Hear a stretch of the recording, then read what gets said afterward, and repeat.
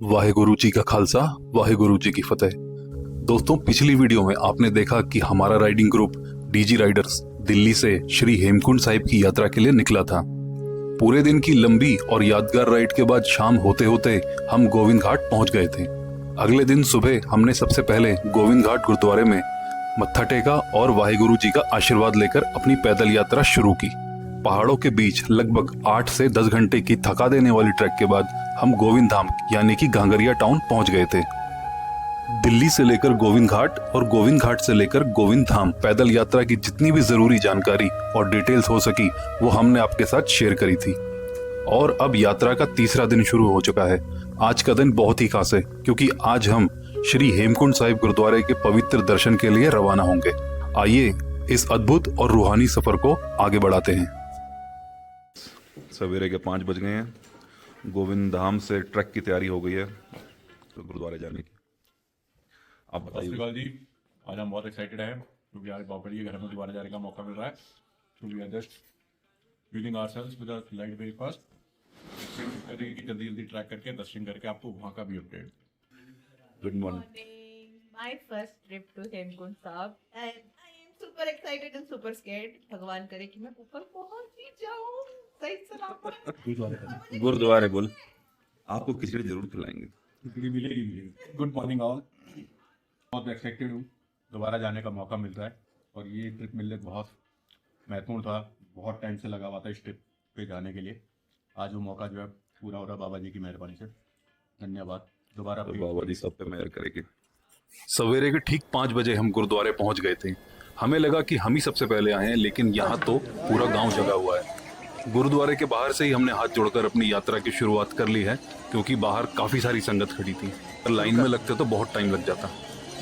गुरुद्वारे से थोड़ा ही आगे बढ़ेंगे तो आपको मिलेगा घोड़ा स्टैंड। यहाँ से आप यात्रा के लिए घोड़ा, पिट्ठू या पालकी बुक कर सकते हो और ये बुकिंग आप एक दिन पहले शाम को भी कर सकते हो, जिससे आपका सवेरे का टाइम बच जाएगा।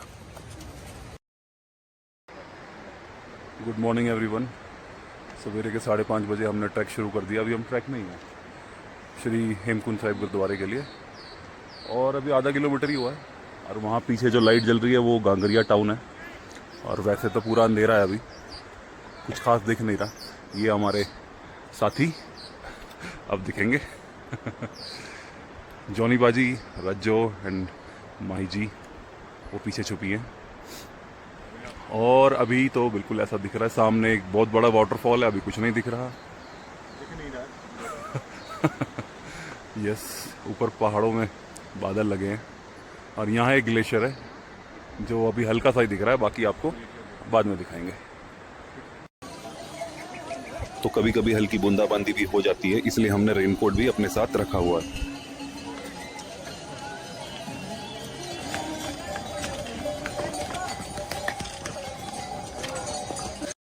तो दोस्तों, यात्रा चल रही है। घांगरिया से निकलकर हम गुरुद्वारे की तरफ बढ़ रहे हैं और कुछ ऐसा ये यहाँ पे ट्रैक है। तो करीब 6 या 7 किलोमीटर का ट्रैक है। 2 किलोमीटर हम कर चुके हैं और समय हो रहा है 6:15। तो नज़ारे एज यूजुअल शानदार हैं और अभी आपको गोल्डन पीक के नज़ारे दिखाते हैं। ये देखिए, ये गोल्डन पीक के दर्शन हमें ट्रैक से हो गए हैं, यानी कि सूर्योदय हो चुका है। और यहाँ पे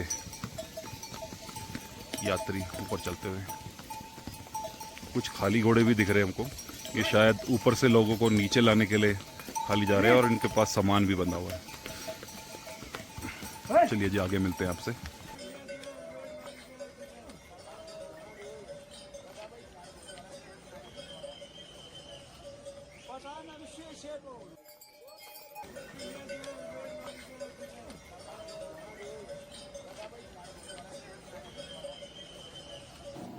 तो दोस्तों, करीब 3 किलोमीटर चढ़ चुके हैं और हालत ख़राब है, आप देख सकते हो। हाँ, घांगरिया टाउन भी दिख रहा है यहाँ से। ये रहा नीचे, जिसे गोविंद धाम भी कहते हैं। यहाँ पर हमने एक चाय ब्रेक लिया है उसके बाद हम आगे बढ़ेंगे। सामने खड़े हैं हमारे मित्र गुरुपा जी, और ये हमको रूट के बारे में कुछ समझाने की कोशिश कर रहे हैं, लेकिन आवाज यहाँ तक नहीं पहुंच पा रही। जिगजैग टाइप का रूट है और ऊपर पहाड़ी में जाना है, और नीचे हम आपको गांगरिया भी दिखाते हैं। ये देख लीजिए, ये है गांगरिया यानी कि गोविंद धाम, और यहाँ से चढ़ के हम ऊपर आए हैं। और अब इस रास्ते से हम ऊपर जाएंगे, और यहाँ पर ये जो पॉइंट है यहाँ तक हमको पहुंचना है, और इसके आगे गुरुद्वारा है, यहाँ से नहीं दिखता। बीच में ग्लेशियर पॉइंट आएगा, उसको भी आपको दिखाएंगे। तो दोस्तों, हम गुरुद्वारे के काफ़ी नज़दीक आ गए हैं, करीब 1-1.5 किलोमीटर और चलना है। ये यहाँ पर ये ग्लेशियर पॉइंट होता है बेसिकली। अगर आप जून या जुलाई में आते तो ये पूरा ग्लेशियर मिलता है, और ग्लेशियर को पार करके ही हम आगे गुरुद्वारे की तरफ बढ़ते हैं। और अगर कोई घोड़े से आना चाहता है तो आप देख सकते हैं घोड़े यहाँ तक आ रहे हैं और आगे ऊपर भी जा रहे हैं। तो कोई घोड़े से आना चाहता है तो काफ़ी इजी हो जाएगी यात्रा। और ऐसे कुछ नज़ारे हैं यहाँ से।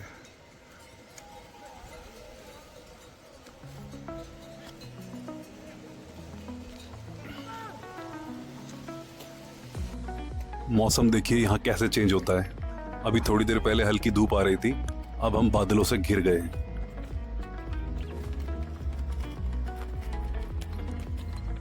दोस्तों, अब हम गुरुद्वारे के काफी पास आ गए हैं। लगभग आधा किलोमीटर पहले इस पुल के आगे यहाँ आपको 1-2 छोटी दुकानें मिल जाती हैं, और उसके बाद आपको 2 रास्ते नजर आएंगे। पहला रास्ता सीढ़ियों वाला है जो सीधा स्ट्रेट ऊपर गुरुद्वारे की तरफ जाता है। इस रूट पर लगभग 1100 सीढ़ियां चढ़नी पड़ती हैं, और ये काफी शॉर्ट रूट माना जाता है। दूसरा रास्ता धीरे धीरे चढ़ाई लेता हुआ ऊपर जाता है। इस रास्ते का इस्तेमाल ज्यादातर घोड़े करते हैं, और ये रास्ता काफी लंबा है। तो आप जब भी यहाँ आए, आप गुरुद्वारे तक सीढ़ियों वाले रास्ते से ही जाएं। थोड़ी मेहनत जरूर लगेगी, लेकिन ये रास्ता छोटा है और आप कंपैरेटिवली जल्दी गुरुद्वारे पहुंच जाएंगे। मौसम फिर साफ हो गया और हम यहाँ नीचे से आए हैं, और देखिए मौसम के नज़ारे कितने शानदार लग रहे हैं। और बस अब आखिरी कुछ सीढ़ियां रह गई हैं, और सामने जो नीला सा टेंट दिख रहा है, हमको वहां तक चढ़ के जाना है, और उसके बाद गुरुद्वारा साहिब सामने ही होगा। बस जी, पहुंच ही गए। वाहेगुरु वाहेगुरु। 6 किलोमीटर की कठिन चढ़ाई और घंटों की मेहनत के बाद जब श्री हेमकुंड साहिब गुरुद्वारे के पहले दर्शन होते हैं तो दिल भर आता है। कोई खुशी से मुस्कुराता है, कोई वाहेगुरु का शुक्राना करते हुए रो पड़ता है। थकान बस पल भर में गायब हो जाती है, और बस सुकून ही सुकून महसूस होता है।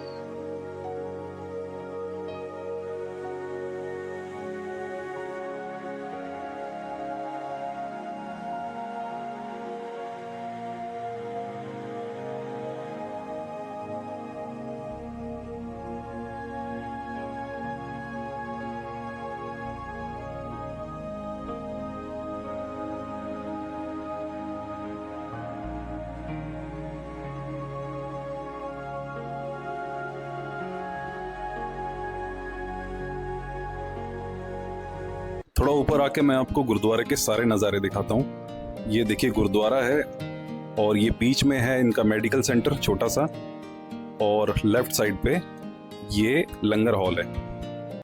सरोवर के ठंडे ठंडे पानी में स्नान करने के बाद, फ्रेश कपड़े पहनने के बाद हमने गुरुद्वारे दर्शन किए थे।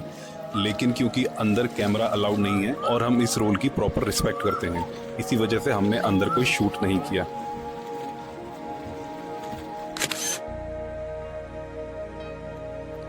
बाबा जी के दर्शन करने के बाद दिल में जो सुकून और चेहरे पे जो मुस्कान आती है, वो यहाँ हर यात्री के चेहरे पर साफ देखी जाती है।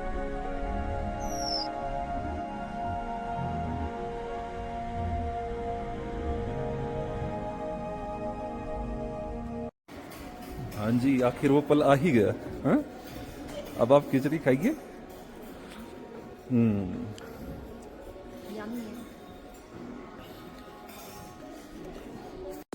और यही सरोवर के किनारे है ऐतिहासिक श्री लोकपाल लक्ष्मण मंदिर।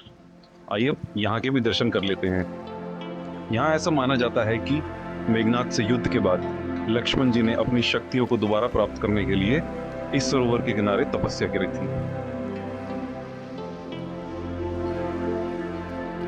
और ये भारत के उन कुछ मंदिरों में से एक है जहां लक्ष्मण जी की पूजा अकेले ही की जाती है, यानी कि बगैर श्री राम जी के और बगैर सीता माता के।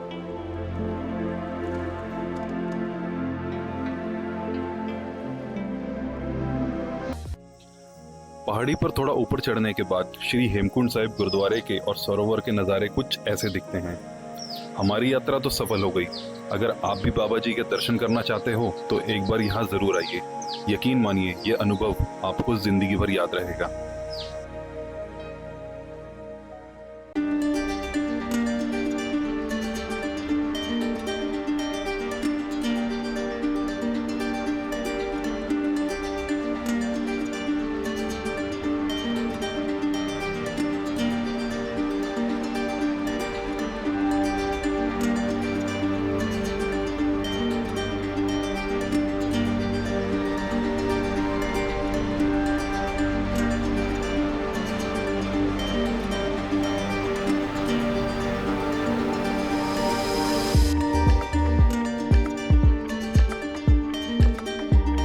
तो दोस्तों अब बात करते हैं श्री हेमकुंड साहिब यात्रा के ट्रैवल गाइड की।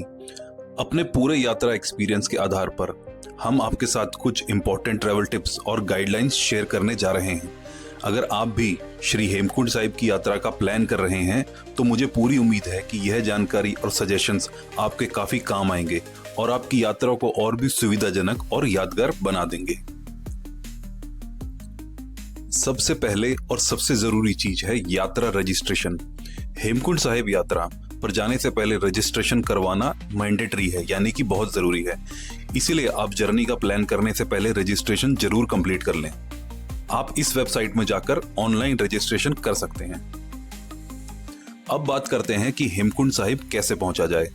अगर आप हिंदुस्तान के किसी भी कोने से हेमकुंड साहिब की यात्रा करना चाहते हो तो सबसे पहले आपको हरिद्वार पहुंचना होगा। हरिद्वार को चार धाम का गेटवे भी कहा जाता है। हरिद्वार पूरे देश से रेल से और रोड नेटवर्क के थ्रू बहुत अच्छे तरह से कनेक्टेड है। अगर आप बाय एयर आना चाहते हैं तो यहाँ से नियरेस्ट एयरपोर्ट है जॉली ग्रांट एयरपोर्ट, जो कि देहरादून में है, और देहरादून हरिद्वार से लगभग 40 किलोमीटर दूर है। एयरपोर्ट से आप बस, टैक्सी के थ्रू आसानी से हरिद्वार पहुंच सकते हैं। हरिद्वार पहुंचने के बाद आपको गोविंद घाट के लिए ट्रांसपोर्ट लेना होगा। आप उत्तराखंड रोडवेज की बसेस, प्राइवेट टैक्सीज या शेयर टैक्सी के थ्रू गोविंद घाट आसानी से पहुंच सकते हैं। हरिद्वार से गोविंद घाट की दूरी लगभग 300 किलोमीटर की है और इस सफर में आमतौर पर 10 से 12 घंटे लग जाते हैं। यह पूरा सफर अपने आप में बहुत ही खूबसूरत है। रास्ते में आप पंचप्रयाग के दर्शन कर सकते हैं, कई सुंदर मंदिरों का भी आनंद ले सकते हैं। साथ ही साथ कई गुरुद्वारे भी रास्ते में आते हैं, जैसे कि ऋषिकेश गुरुद्वारा, श्रीनगर गुरुद्वारा, नागरासू गुरुद्वारा और जोशीमठ गुरुद्वारा। गोविंद घाट पहुंचकर गोविंद घाट में रुकने के लिए गुरुद्वारे, होटल्स और होम स्टे की अच्छी व्यवस्था उपलब्ध है, इसीलिए स्टे को लेकर किसी भी तरह की कोई परेशानी नहीं होती। आप यहाँ रात बिताकर अगले दिन अपनी पैदल यात्रा शुरू कर सकते हैं। अगर किसी वजह से आपको चलने में कोई दिक्कत है या साथ में छोटे बच्चे या बुजुर्ग हैं तो गोविंद घाट से गोविंद धाम तक आप हेलीकॉप्टर सेवा ले सकते हैं और उसके बाद की यात्रा आप घोड़े से या फिर पालकी के द्वारा कर सकते हैं। पैदल जाने वालों के लिए मैं बता दूं, गोविंद घाट से लगभग 4 किलोमीटर आगे पुलना विलेज तक अब टैक्सी सर्विस अवेलेबल है। अगर आप अपने टू व्हीलर से आए हैं तो आपको टैक्सी लेने की कोई जरूरत नहीं है।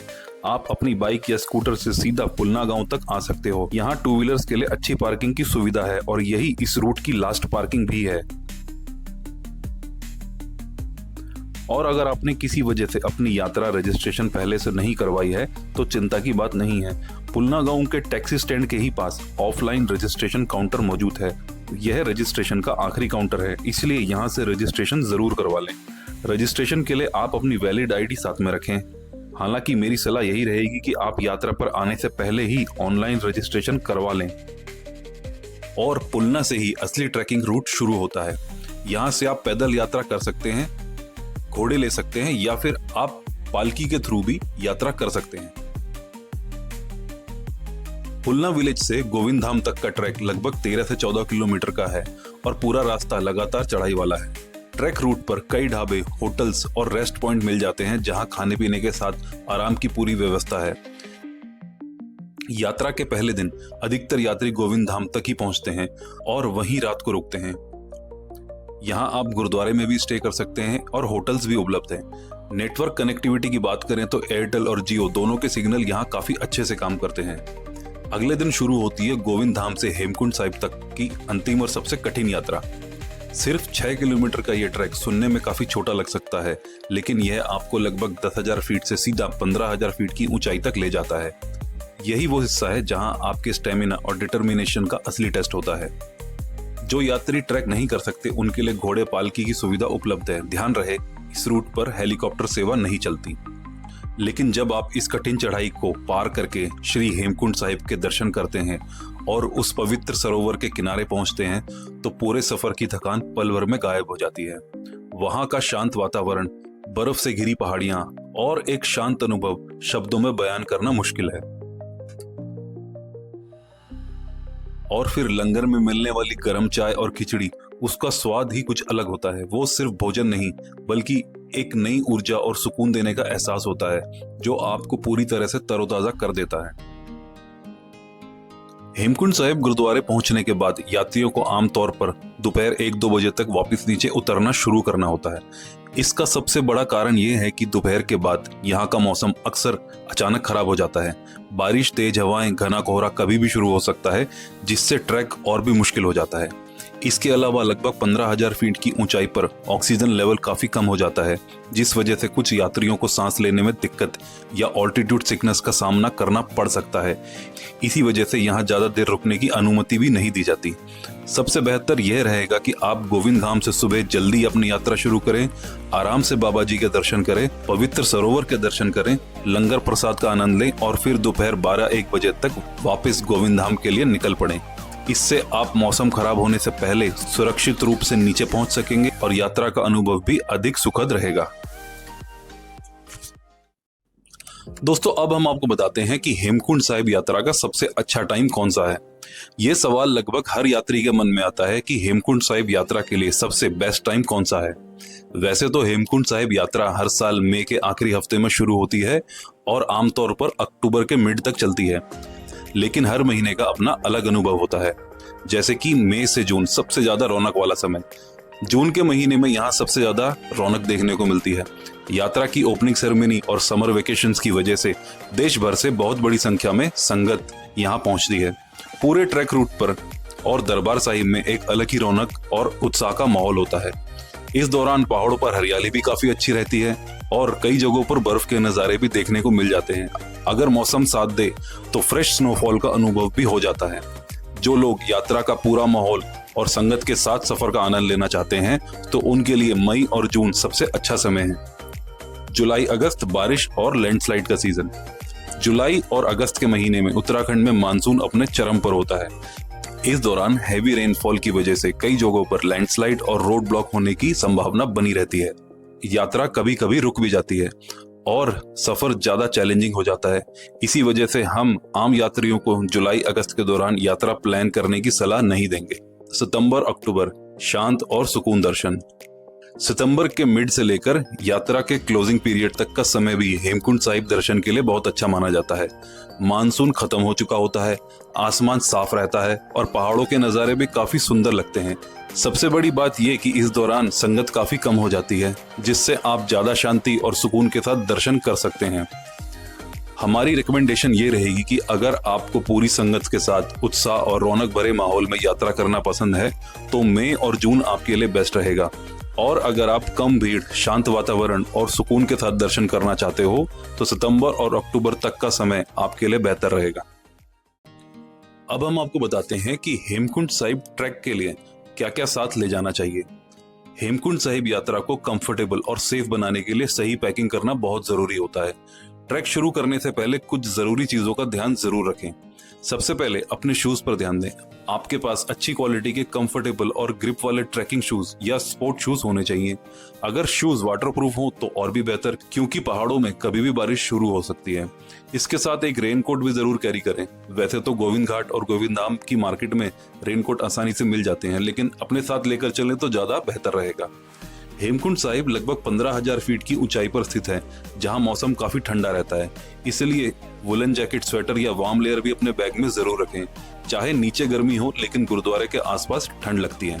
ये यात्रा आमतौर पर 3 से 4 दिन में पूरी हो जाती है, इसलिए अपने हिसाब से एक्स्ट्रा कपड़े भी साथ रखें। खास तौर पर हेमकुंड साहिब के पवित्र सरोवर में स्नान करने के बाद बदलने के लिए फ्रेश कपड़ों का एक सेट जरूर रखें। और सबसे जरूरी चीज है पानी। ट्रैक के दौरान लगातार चढ़ाई और चलने की वजह से काफी पसीना आता है, जिससे बॉडी डिहाइड्रेट हो सकती है। इसीलिए पूरे सफर में थोड़ी थोड़ी देर में पानी पीते रहना बहुत जरूरी है।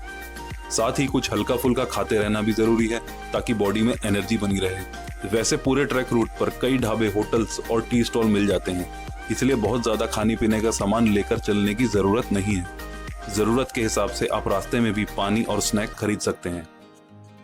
एक बात हमेशा याद रखें, कभी भी खाली पेट ट्रैकिंग शुरू ना करें। अच्छा ब्रेकफास्ट करके ही निकलें, ताकि आपकी एनर्जी पूरे रास्ते बनी रहे। आखिर में अगर मुमकिन हो तो 1-2 ट्रैकिंग स्टिक भी साथ रखें। यह खासकर स्टीप चढ़ाई और उतराई के दौरान बैलेंस बनाए रखने में काफी मदद करती है और ट्रैक को थोड़ा आसान बना देती है। सही तैयारी के साथ की गई हेमकुंड साहिब यात्रा न सिर्फ आसान होगी, बल्कि आप इस सफर का पूरा आनंद भी ले पाएंगे। यात्रा के दौरान ध्यान रखने वाली जरूरी बातें। अगर आप कोई रेगुलर मेडिसिन लेते हैं तो उन्हें अपने साथ जरूर रखें। पहाड़ी इलाकों में हर चीज तुरंत अवेलेबल हो ये जरूरी नहीं, इसलिए अपनी जरूरत की दवाइयां पहले से ही बैग में रख लेना बेहतर रहेगा। अगर आपके साथ छोटे बच्चे या बुजुर्ग यात्रा कर रहे हैं तो उनका खास ख्याल रखें और कोशिश करें कि पूरे सफर के दौरान आप लोग साथ ही चलें। हमने ट्रैक के दौरान कई बार देखा है कि लोग अपनी फैमिली या ग्रुप से अलग हो जाते हैं, जिससे बेकारी, परेशानी और टेंशन का माहौल बन जाता है। एक और जरूरी बात, इस पवित्र यात्रा के दौरान प्रकृति का पूरा सम्मान करें। खाने के रैपर्स, प्लास्टिक बोतलें या किसी भी तरह का कचरा रास्ते में बिल्कुल ना फेंकें। हमेशा डस्टबिन का उपयोग करें और अगर आसपास डस्टबिन ना मिले तो अपना कचरा साथ लेकर नीचे तक आएं। हेमकुंड साहिब यात्रा सिर्फ एक ट्रैक नहीं है, बल्कि एक अनुभव है। इसीलिए पूरी श्रद्धा और अच्छे मन के साथ बाबा जी के दर्शन करें और इस पवित्र सफर का आनंद लें। वाहेगुरु जी का खालसा, वाहेगुरु जी की फतेह।